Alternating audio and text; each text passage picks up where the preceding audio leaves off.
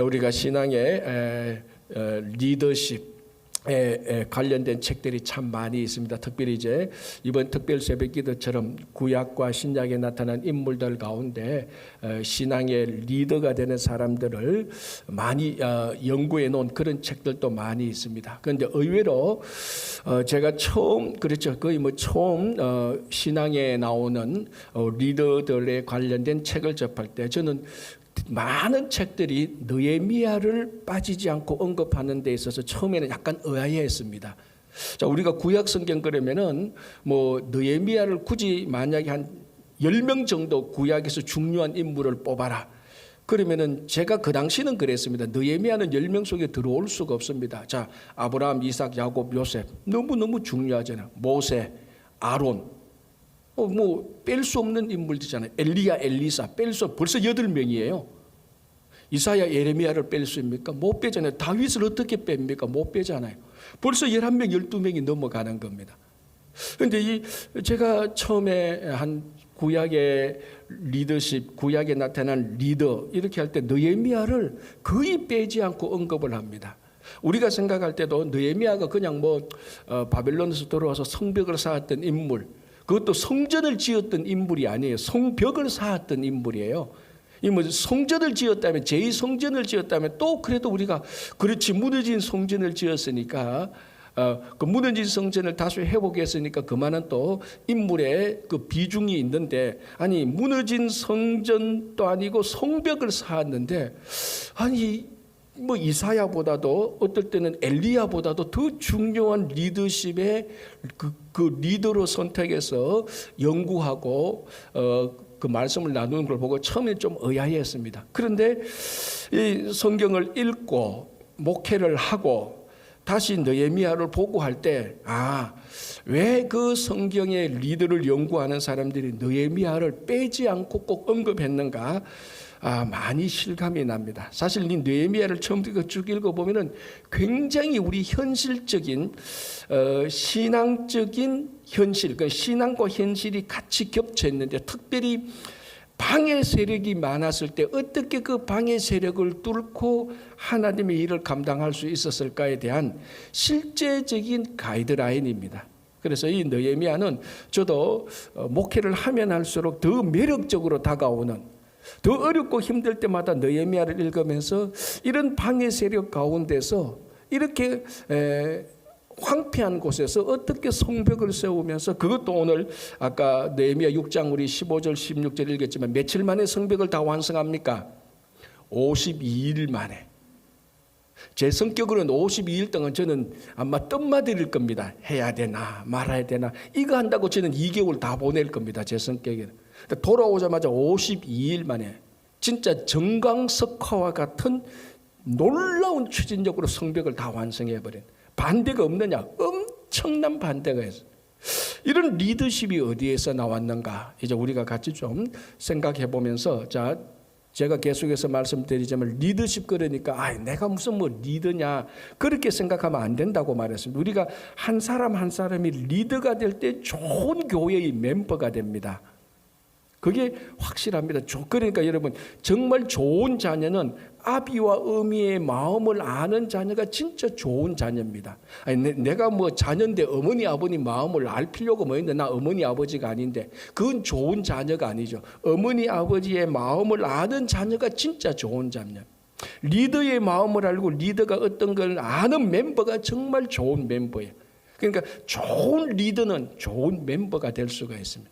그래서 그런 차원이고, 또 하나는 우리가 리더십을 배울 때 신앙이 굉장히 성숙해져 갑니다. 맨날 멤버십만, 맨날 나는 거기에 들어가면 리더는 아니야, 나는 그러니까 누구 하라면 하고 따라가면 따라가고 내가 하고 싶으면 하고 안 하고 싶으면 안 하고, 이런 멤버가 아니고 책임과 그리고 그에 대한 깊은 헌신과 희생을 가지고 있는 우리 성도들 한 사람 한 사람 리더가 될 때 좋은 멤버가 되고, 그리고 그 공동체가 든든히 세워집니다. 이건 교회뿐만 아니라 우리가 속해 있는 모든 공동체도 똑같거든요. 자, 그래서 이제 느헤미야를 우리 좀 간략하게 살펴보겠는데, 오늘 본문은 4장을 읽겠지만 사실 느헤미야 본문 전체입니다. 자, 느헤미야가 어떻게 시작되는 게 이게 굉장히 중요합니다. 자, 느헤미야는 바사, 그러니까 바벨론이 그 중동 지역을 다 차지하고 난 다음에 페르시아가 바벨론을 이기고 난 다음에 바사 지역 때 그 페르시아 지역 때 느헤미야는 그 지역의 술 맡은 관원이었어요. 자, 그러니까 바사에 있는 느헤미야에게 예루살렘을 방문했던 한 자기 형제들 가운데 하나니라는 사람이 예루살렘 성벽이 다 부서지고 폐허가 되었다는 그런 보고를 해줍니다. 자, 느헤미야 1장을 한번 보겠습니다. 한번 보십시오. 이게 2절, 1장 2절, 1장 1절 2절. 하가랴의 아들 느헤미야의 말이라. 아닥사스다 왕, 페르시아의 왕이죠. 제20년 기슬러월에 내가 수상궁에 있는데, 수상궁은 페르시아 궁이죠. 내 형제들 가운데 하나인 하나니가 두어 사람과 함께 유다에서 내게 이르렀기로 내가 그 사로잡힘을 면하고 남아있는 유다와 예루살렘 사람들의 형편을 물은적 그들이 내게 이르되 사로잡힘을 면하고 남아있는 자들이 그 지방 거기에서 큰 환난을 당하고 능욕을 받으며 예루살렘 성은 허물어지고 성문들은 불탔다 하는지라. 내가 이 말을 듣고 앉아서 울고 수일 동안 슬퍼하며 하늘의 하나님 앞에서 금식하며 기도하여 이르되. 이게 다른 성경에 나타난 리더들하고 특별히 구별되는 느헤미야의 리더십이 출발하는 지점입니다. 뭐냐면 이게 무슨 리더십하고 상관이 있냐면, 자, 느헤미야는 바사 페르시아의 수상궁에 있는데 예루살렘을 방문했던 사람들이 성벽이 불탔습니다. 성문이 부서졌습니다. 그 얘기를 듣고 이 느헤미야가 진실로 애통하면서 울고 슬퍼하며 그 일로 인해서 금식하고 하나님께 나갔다는 겁니다. 자, 이게 여러분 별거 아닌 것 같죠? 이게 느헤미야가 하나님의 성전에 대한 사모하는 마음이 그만큼 깊다는 겁니다. 자, 느헤미야는요, 최소한 바벨론이나 바사에서 태어난 사람이에요. 예루살렘을 한 번도 가본 적이 없는 사람이에요. 이게 무슨 말하고 똑같은가 하면 우리 2세, 3세, 미국에서 태어난 한 3세 정도로 보면 될 겁니다. 아니면 2세, 아주 나이 많은 2세, 3세가 한국의 서울의 어떤 상황들이 서울에 지금 뭐 성벽이 불타고 좀 어렵다 하니까 내 손녀뻘 되는 아이가 한국에 대한 소식을 듣고 가슴이 미어지는 겁니다. 그걸 가지고 금식을 하고 하나님 앞에 나갔다는 겁니다. 여러분, 이게 말이 되겠어요? 지금 우리 자녀들만 물어도 너 코리안이냐 아메리카냐 물으면 I am 아메리칸이라고 말하는 게 전부 다인데, 대부분이 다인데, 그것도 2세, 3세에 여기서 미국에서 태어난다는데, 야, 한국이 지금 무척 어렵다 하니까 가슴이 미어지고 막 진짜로 울고 금식을 하는 우리 손자, 손녀들이 있을까요? 없습니다. 왜냐하면 이미 여기서 태어나면 미국 사람들이니까 우리 손자, 손녀들이 나쁘다는 의미가 아니고 그게 인지상정입니다. 그렇지 않나요? 그죠? 자, 느헤미야는 바벨론 아니면 바사에서 태어났던 사람인데 예루살렘 성문이 무너지고 부서지고 황폐했다는 소리를 듣고 그게 가슴 속에 확 저밀어 왔다는 겁니다. 이게 느헤미야가 리더가 될 수 있는 기본적인 성품입니다. 자, 하나님의 리더, 신앙의 리더가 될 수 있는 사람은 능력이 있고, 제가 앞에서 말한 것처럼 추진력이 있고, 물론 느헤미야는 다 그런 사람입니다. 비전이 있고, 사람들의 마음을 설득할 수 있고, 이거 다 리더가 될 수 있는 기본적인 자질이 맞아요. 그러나 이거 이전에 느헤미야는 하나님의 성전에 문들이 다 부서졌다는 얘기를 듣고 가슴이 미어지는, 그게 공감력이 생겼다는 겁니다. 그게 리더가 될 수 있는 겁니다. 그래서 진실로 하나님의 성전이 무너지고 성전에 그 성벽이 무너지고 황폐했다는 소리에 가슴이 확 저밀어 오르는 이런 사람들이 리더가 되는 거죠. 가슴이 뜨겁지 않고 가슴에는 성전이 무너졌든 말았든 미 정부가 내한테 가서 네가 한국인 3세니까 한국에 가서 지금 한국이 좀 어려우니까 미국의 명령을 받고 네가 3세니까 한국에 가서 좀 도와줘라. 그래서 가는 사람하고 미국의 명령을 받고 한국에 가서 한국이 어려움을 도와주는 거하고 한국이 진짜 어렵다는 소식을 듣고 가슴이 미어져 가지고 이거 뭐 금식을 해서 스스로 백악관에 가서 한국이 어려우니까 내가 좀 갔다 와겠습니다 하는 사람하고는 완전히 다른 거죠. 본질적으로 느헤미야는 이 이스라엘 예루살렘 성벽을 세울 수밖에 없는, 우리 말하면 DNA가 그렇게 되어 있는 사람입니다. 공감할 수 있는 DNA가 있는 사람입니다. 자, 이 당시에 이게 얼마나 웃기는 상황이냐면 그 예루살렘에 있었던 사람들 가운데 예루살렘이 황폐하고 성벽이 무너지고 문들이 다 부서지는 그거 다 알았단 말이에요. 그 사람들 거기서 살면서. 그렇잖아요. 그런데도 그 사람들 가운데서 한 명도 느헤미야처럼 성벽이 무너졌구나, 우리가 살고 있는 이 땅에 성벽이 무너졌구나, 그거 가슴 앞에서 금식하는 사람이 없었다니까요. 거기서 태어나서 거기서 성벽을 보는 사람들이 한 번도 예루살렘을 본 적이 없는 사람, 그 이역 말리 떨어진 페르시아에서 예루살렘 말만 듣던 이 사람이 성벽이 무너졌다는 말을 듣고 가슴이 미어져요. 이게 말이 안 되잖아요. 그러니까 하나님께서 누구를 쓰겠습니까? 예루살렘에 있는 성벽이 무너진 것을 보고 그 속에서 함께 있으면서도 전혀 가슴에 감동이 없는 사람을 쓰겠습니까? 이역 말리 떨어져 있는데도 성벽이 한 번도 본 적도 성벽 구경도 해본 적, 성전 구경도 해본 적이 없었지만 진짜 가슴이 미어지는 그 사람을 쓰겠습니까? 여러분 같으면 누가 리더로 쓰겠습니까? 가슴이 있는 사람을 쓸 것 아닙니까? 그게 바로 느헤미야라는 겁니다. 지금 한국에 난리가 났다는 거죠. 예를 들자면. 그런데 우리 손자가 아빠 한국에 큰일 났대, 내가 가서 좀 도와줘야겠다, 이런 자녀들하고 한국에서 난리 났는데 한국 난리면 우리 다 이민 가고 뭐 다른 나라 가고 북유럽까지 뭐 그런 애들하고 누가 리더가 되겠습니까? 느헤미야 같은 사람은 리더가 된다. 그러니까 이거는 이 사람은 느헤미야는 능력이 있느냐 없느냐, 통찰력이 있느냐 없느냐, 그걸 다 제쳐두고라도 기본적인 마음이 성벽에 대한 공감이 있는 겁니다. 이게 옛날에 우리가 리더십을 배울 때 좋은 리더는요, 주로 보면은 가만히 이 책 흐름을 보면은 독재자형 카리스마가 있는 사람이 좋은 리더였습니다. 좋은 리더가 누구면 딱 들어가서 방 안에 사람들이 10명인데 이 리더가 딱 들어가면은 막 얘들 10명끼리 떠들다가 조용한 사람, 이런 사람이 좋은 리더다. 왜? 딱 가면 카리스마가 넘치니까. 요즘은 이제 그런 리더는 독재자로 해서 리더십에서 뺍니다. 그 멤버 한 사람 한 사람 그 공동체의 아픔이 무엇인지 즐거움이 무엇인지 그걸 온몸으로 공감할 수 있는 사람, 그 사람이 좋은 리더예요. 그래야 공감을 해야 그 사람의 마음이 움직이고, 저 사람들의 마음이 움직이는 것을 다 공감이란 뭡니까? 마음과 마음이 다 연결되어 있잖아요. 그래서 아픔이 무엇인지 즐거움이 무엇인지 함께 할 수 있는 사람, 그게 리더, 좋은 리더입니다. 그게 탁월한 성품이 바로 느헤미야입니다. 여러분, 성육신은요, 하나님께서 우리에게 주신 성육신은 하나님께서 우리와 공감했기 때문에 가능했던 겁니다. 우리가 영원히 지옥에 빠지는 그 영원한 고통을 하나님께서 공감했기 때문에 우리를 구원하시기 위하여서 독생자를 보내주신 겁니다.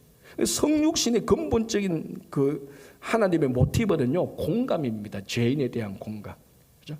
자, 그리고 이제 이 느헤미야에서 우리가 배워야 될 게 뭔가 하면은 성벽이 무너졌다는 것을 딱 듣고 그게 문제라는 것을 알았던 겁니다. 탁월한 분별력이 있는 거죠. 무엇이 문제냐는 것을 알았던 겁니다. 리더는요, 전체 판세를 보면서 사람들이 와서 대통령님, 왕, 뭐 임금이시여, 우리나라에 큰 문제가 생겼습니다라고 얘기를 딱 들어보고 그게 큰 문제인지 아닌 문제인지 분별할 수 있는 분별력이 있어야 됩니다. 아니면 조그마한 일인데도 이거는 가만히 넣었다 하는 큰 문제가 되겠다고 큰 문제인지를 아는 분별력, 다른 말로 하면 통찰력을 아는 거죠. 통찰력이 있는 거죠. 느헤미야는 성벽이 무너졌다는 걸, 저거는 큰 문제가 되겠다는 것을 이역 말리 떨어진 곳에서 알았던 것입니다. 이게 이제 느헤미야가 급하게 페르시아에서 예루살렘으로 올 수 있는 자기 자신을 움직일 수 있는 추진력의 마음의 추진력이 되는 겁니다. 문제인 것을 볼 수 있는 분별력 또는 통찰력, 이게 리더가 좋은 리더가 되는 겁니다. 왜냐하면 제가 늘 말씀드리지만 리더는 어쩔 수 없이 그 공동체의 제일 높은 자리에 앉을 수밖에 없습니다. 왜냐하면 리더니까 그 리더에서 예를 들어 대통령이니까 높은 자리에 앉는 게 아니고요, 리더가 되니까 높은 자리에 앉게 되는 겁니다. 누구든지. 여러분들 가운데 이 친구 교회에 대해서 헌신과 책임과 희생이 저보다 더 뛰어나면 여러분들은 저보다 더 높은 자리에서 교회를 보는 거예요. 무슨 말씀인지, 제가 이 교회 담임 목사니까 높은 자리에서 교회를 이렇게 쭉 보는 게 아니고, 담임 목사로서 가지고 있는 책임과 헌신과 희생과 그런 게 있기 때문에 높은 자리에서 보니까 교회가 어떨 때는 환하게 보이는 거예요. 담임 목사니까 그런 게 아니고 리더니까 그런 거예요. 여러분 가운데서 누구든지 진짜 리더를 가지면 저보다 더 높은 곳에서 친구 교회를 환하게 보이고, 어디가 문제고 어디가 저거는 이렇게 막 왁자왁자해도 저거는 문제가 아니고, 여기는 조용히 있어도 저거는 문제가 되겠다고 볼 수 있는 눈이 생기는 겁니다.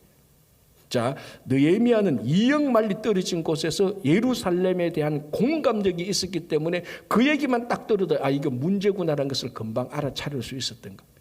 예루살렘에 수없이 많은 사람들이 있어도 그보다 훨씬 더 높은 자리에서 성벽을 볼 수 있었기 때문에 문제가 문제인 것을 알았던 겁니다. 그래서 이 문제를 해결을 위해서 느헤미야가 어떻게 합니까? 아닥사스다 왕에게 가서 간절히 요청하는 거 아닙니까? 그렇죠? 자, 그래서 아닥사스다 왕 앞에 가서 쉽게 말하면 이겁니다. 나의 원래 모국이었던 예루살렘에 큰 문제가 생겼습니다. 우리 말하면 휴가 좀 보내주십시오. 한 2개월간 휴가 보내주면 제가 갔다 와서 일 끝내고 좀 돌아오고 싶다, 그 말인 겁니다. 자, 여기서 우리가 중요한 건 또 하나는, 자, 느헤미야는 공감이 있었고 분별력이 있었고요. 또 하나는, 그러면 대부분에서 여기서 뭡니까? 2영 말리 페르시아에서 예루살렘까지 가는 이게 보통 여행길이 아니지 않습니까? 한 번도 가보지도 못했는. 그러나 이 느헤미야를 움직여서 예루살렘으로 실적으로 가고로 한 것은 그 사람 속에 있는 책임입니다. 그래서 느헤미야는 공감과 문제, 그 공감과 분별이 책임의식까지 이르러서 이게 작동하게 되는 겁니다. 그러니까 그 사람이 그 공동체에 대해서 어느 만큼 책임을 느끼는가를 보면은 그 사람이 그 교회의 리더십을 얼마나 가지고 있는가를 알 수 있습니다. 이 교회가 무슨 일이 생겼다. 자, 나쁜 일이 생겼다. 나쁜 일이 생긴 만큼 가슴이 아프면은 그 사람은 그만큼 리더가 되는 거예요. 교회에 문제 생겼다. 교회에 문제 생겼구나. 하나도 가슴이 아프지 않아. 그 사람은 어느 위치에, 교회에서 어느 위치에 있든지 그 사람은 교회의 절대로 리더가 아니에요. 그러니까 내가 이 교회의 리더십이 있는지 없는지, 내가 이 교회에 대해서 얼마나 사랑하고 있는지, 그러니까 교회가 좋은 일이 생길 때 내가 그만큼 좋아야 되고, 교회에 아픔이 생길 때 그만큼 아픔이 생겨야 되는 겁니다. 자, 느헤미야는 예루살렘 성벽이 무너지니까 그 책임을 전부 자기 책임으로 받아들인 거예요. 아니, 느헤미야가 책임질 게 하나도 없잖아요. 바빌론에서 바사에서 태어난 사람이 예루살렘 성벽 무너진 거 무슨 상관이 있습니까? 아무 상관이 없죠. 상관이 있다면 거기에 있는 사람들이 책임을 져야 되지. 그런데 예루살렘에 있는 사람은 한 명도 책임을 안 져. 2영 말리에 있는 느헤미야가 그걸 책임을 지고 왕에게 나아가서 휴가를 달라고 해서 요청해서 오는 겁니다. 오니까, 자, 오늘 아까 우리가 4장에서 산발락과 도비야, 게셈 이런 사람들이 있습니다. 이런 사람들이 이제 느헤미야가 와서 성벽을 하니까 막 방해를 하는 거죠. 자, 여기서 우리가 전통적으로 리더와 방해꾼의 차이가 뭔가 하면요, 리더는 책임을 지는 사람입니다. 방해꾼은 뭘 하는 사람입니까? 텃세를 부리는 사람이에요. 이 방해꾼들이 텃세를 부리면서 자기들이 책임을 지고 있다라고 착각을 하고 있는 겁니다. 책임을 지는 사람은 그 일에 대한 희생과 헌신이 나타나고요, 텃세를 부리는 사람들은 그 일에 대하여서 자기 과시와 기득권을 챙기고 하는데 몰입이 되어 있는 사람입니다.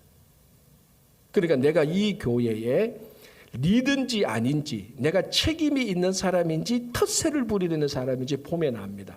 책임이 있는 사람은 이 교회의 희생과 헌신에 가가 있고요. 텃세를 부리는 사람은 이 교회에서 내 존재를 과시하고, 그리고 기득권에 약간의 손상만 미치면 막 짜증이 나는 사람, 그 사람은 텃세를 부리는 사람. 그게 산발락과 도비하고, 이 사람들 텃세를 부리는 사람이고, 거기서 오래 있었던 텃세를 부리는 사람이고, 그의 반대로 이역만리에서 온 느헤미야는 책임감이 있었던 것입니다. 그래서 책임감이 있었기 때문에 이 성벽을 세우기 위해서 온갖 희생과 헌신을 다하는데, 느헤미야를 읽어보면은 여기서 느헤미야는 여기서 예루살렘 성벽을 짓는 동안에 그 예루살렘 사람으로부터 일체 무언가를 공개받지 않습니다. 전부 다 페르시아 왕 아닥사스다 왕한테 자기가 다 받아오지. 하나도 손해를 끼치려지, 하나도 손해를 안 끼치려고 했던 사람이 느헤미야입니다.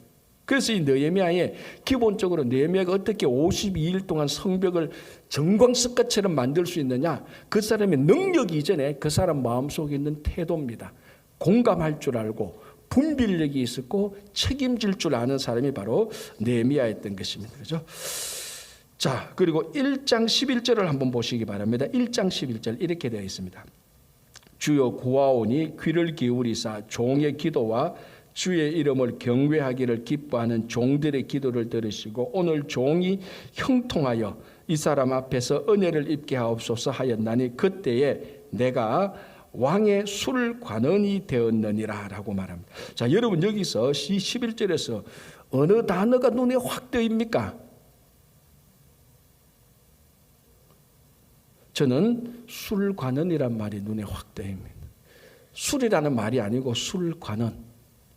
자, 여러분 이 당시에 애굽으로부터 고대 중동 근동의 모든 제국들의 황제, 왕들은 항상요 두 발 뻗고 편히 못 잡니다. 왜? 암살과 독살의 위험이 너무 많았기 때문에. 애굽도 그랬고요, 바빌론도 그렇고, 페르시아도 그렇고, 그 다음에 헬라도 그렇고, 로마도 그래요. 그래서 왕들의 정신이 건전한 왕들이 잘 없어요. 왜? 하도 주변에 대적들이 많기 때문에, 공격하는 사람들이 워낙 많기 때문에. 음식을 줘도 음식을 마음대로 못 먹어요. 이게 무슨 약을 어떻게 탔는지, 냄새도 없고 아무것도 없는 어떤 냄새도 없고 맛도 없는 독을 탔는지. 그래서 그 당시 왕들은 자기 목숨을 내걸 수 있는 사람, 자기 목숨을 내걸 수 있는 사람들에게 술 맡은 관원의 자리를 주는 겁니다. 술 맡은 관원이 직접으로 따지자면 총리보다는 낫죠.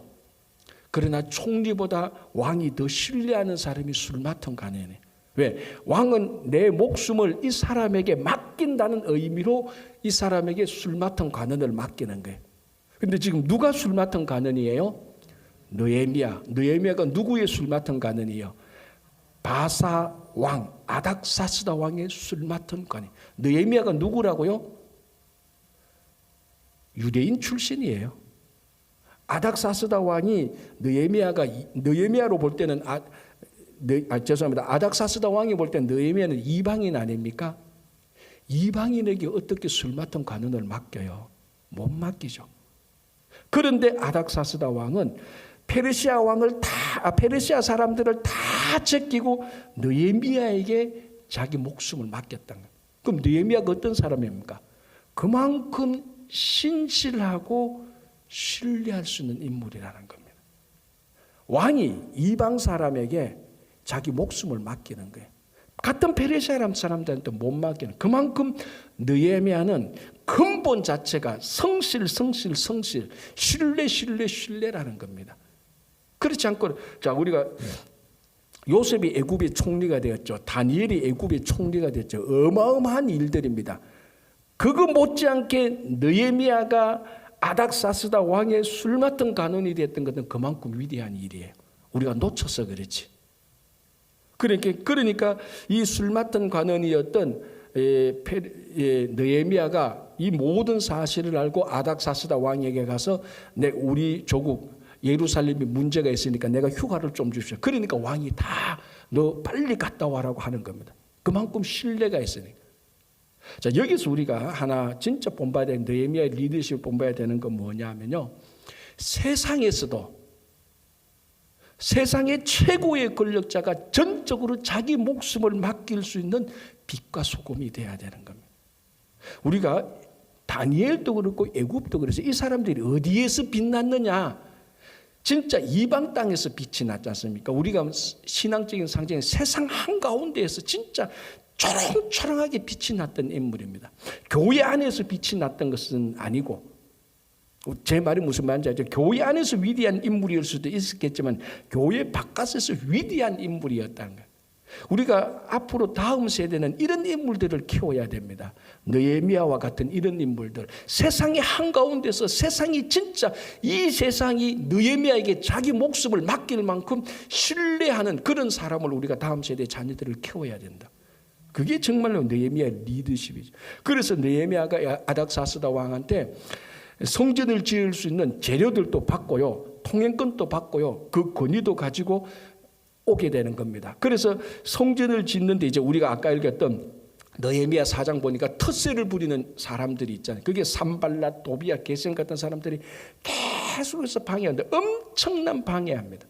자, 여러분, 우리가 느헤미야에게 또 배워야 될 것은요, 주님의 일을 한 데는 반드시 방해하는 세력이 있다는 것을 우리에게 예상하도록 해주는 겁니다. 그러면 그 일을 안 하느냐? 아니에요. 느헤미야는 그 반대를 받으면 받을수록 훨씬 더 추진력이 강했다. 느헤미야는 어떻게 그 일을 할 수 있냐? 자기와 함께 일을 하는 사람들을 모으는 겁니다. 자, 여러분, 모든 하나님의 일은 항상 방해하는 세력들이 있습니다. 그런데 늘 그 방해하는 세력들에게 초점을 맞추면 일할 수 있는 거 하나도 없습니다. 무슨 일을 해도 이거는 이것 때문에 안 되고 저거는 저것 때문에 안 되는 100% 완벽한 조건을 갖춘 사역은 하나도 없습니다. 무슨 사역을 할 때 이거는 이것 때문에 방해를 받고 저건 저것 때문에 방해를 받고 이건 이것 때문에 어렵겠구나 하는 모든 조건들이 다 그렇게 있어요. 그럼에도 할 수 있는 것은 이건 이것 때문에 할 수 있고 저거는 저것 때문에 할 수 있고 이런 것 때문에 할 수 있구나. 그러니까 부정적인 요소에 초점을 맞추는 게 아니고 긍정적인 요소에 초점을 맞춰서 방해하는 사람들에 대해서 신경을 쓰지 않고 자기와 함께하는 사람들을 데리고 가서 일을 해버리는 게 느헤미야였습니다.